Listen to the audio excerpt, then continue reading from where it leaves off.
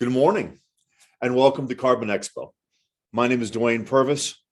I'm your host for today, and I've been in the oil business about 26 years, but for most of the last year, what I've been looking forward to most is today, because I think there's a tremendous opportunity standing in front of our industry. It's going to require first a paradigm change. So let me explain, using that old silent movie trope of the mustachioed, top-hatted villain, the damsel in distress, and the white-hatted savior. It wasn't the case when I started my career, but now it seems a lot of people view the oil and gas industry as the villain. They don't see the way we do how hard we work to keep people safe, not to pollute. They don't recognize how essential our products are to the quality of life of Americans and to people around the world. And when the public, the operating environment around us tightens their expectations and condemns the work that we do, it's easy for us to feel like victims. The bad guys tied us up on the railroad tracks, and the big bad and extremist environmentalists are going to run us over. And sometimes when we feel threatened like that for something we feel is not necessarily wrong, then we tend to react as if we are the hero. We have in fact done great things for the world. And as we assert that, sometimes it backfires. So is the oil and gas industry a villain, a victim, or a hero? Well, it's really some of all three. And if you've had as much therapy as me, you'll recognize that those three roles make up what's called the Carpman drama triangle. And this dynamic is focused on the people instead of the problems. And it creates anxiety, it creates drama, but it does not create progress. It does not create profits. Instead, it makes a feedback loop. The more we assert how great we are, the more the world dislikes us. It does not do us any good to behave badly. It does not do us any good to act like we're the heroes and to claim that we're the heroes. And it certainly doesn't do us any good to act like victims. What we need to do instead of focusing on the people, the extremists or the greenwashers, what we need to do instead is to focus on the problem that we face. Now, you can imagine the problem as one of two things, and it doesn't matter which one it is. You can see the problem as the planet is getting warmer, and that threatens the enormous amount of infrastructure that we've built to maintain 8-ish billion human lives. Or you can look at the problem as most of the world believes that there's a serious problem with warming.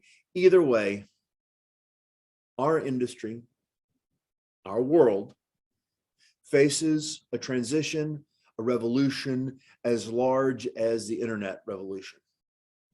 It doesn't do us any good to think and act like victims. Instead, what we need to be are creators. This is the problem. Now, what are we going to do about it? And when the rest of the world is trying to solve the same problems, we act to them as a coach as well. Not we're the best, we know everything, but how are we going to solve this problem together? And then when people come up with stupid ideas, I sometimes come up with stupid ideas, we can serve as a challenger. Yes, oil and gas is not going anywhere fast. The most aggressive forecast for the decline of oil production and consumption comes from the IEA, and it's a 5% decline per year. Not anything like fast. We can be a challenger. We can be a creator. We can be a coach. All at the same time, focused on the problem.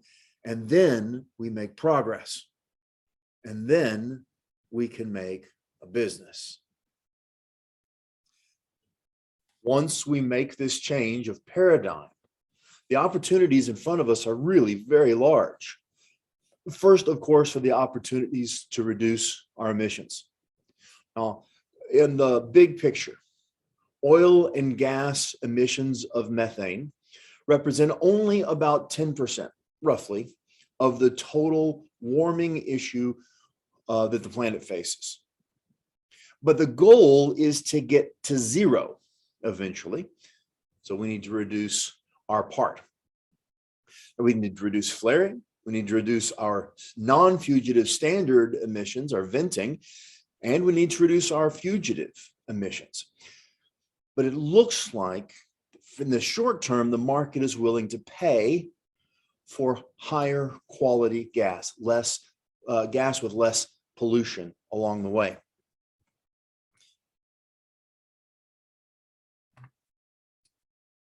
I think the biggest opportunity, though, that in front of us right now is what I call counterstream. Upstream flows through midstream to downstream, where it's put to good and valuable use. All we need to do now is counterflow the last of our waste products back to where they began and archive them permanently. So it's often called CCS, carbon capture and storage, but it can be an integral part of the business we already have. Now, it can be used for EOR, it can be used for permanent storage, but either way, CCS needs the skills that we've had, the technology we have, even the assets that we have. And this is the reason that Houston in particular is positioning itself as a major hub for the future of energy and the future of CCS, because everything that's needful is right there. I personally think that counterstream is going to be as big a revolution as the shale revolution was when we started drilling the Barnett horizontally in 2005. But all the other forms of new energy also can leverage our skill sets, also can leverage our knowledge and our assets. The next up, I think, is geothermal. And I was surprised to learn that there are multiple ways that geothermal energy can be used, even in sedimentary basins. Of course, wind and solar, onshore and offshore, use our basic skill sets about construction and leasing and land management and offshore design. Now, hydrogen, I think, is probably a little bit farther down the road, but we can help create it and store it and transfer it. And you might be surprised to know that the most promising solution to support nuclear energy is deep borehole storage of high-level nuclear waste. We can help every other kind of energy source that's going to grow. We have lots of options to make businesses, and the program today is built around this framework. We tried to find speakers to address the major topics here, and what you're going to see from our sponsors, from our speakers, and in our exhibit hall are leaders in these areas that have forward compatibility, growth potential into the future. Putting on today has been an enormous effort to try to empower you to focus on the problems, to find solutions. First, I'd like to thank Pinewave, our first sponsor, who represents all of the best there is about the current oil and gas industry. They're technologically innovative, cutting edge. They're focused on the responsibility to the world they interact with, the people and the communities and the natural environment that they interact with. Second thanks goes to our sponsor, Protium Energy. Now, Protium represents what is the best about the coming world. They have a brand new process by which hydrocarbons can be converted into hydrogen, CO2, and lighter hydrocarbons. On a small footprint, less carbon intensity, it makes all sorts of things possible for the energy transition. Of course, we couldn't do today without our very many speakers and exhibitors.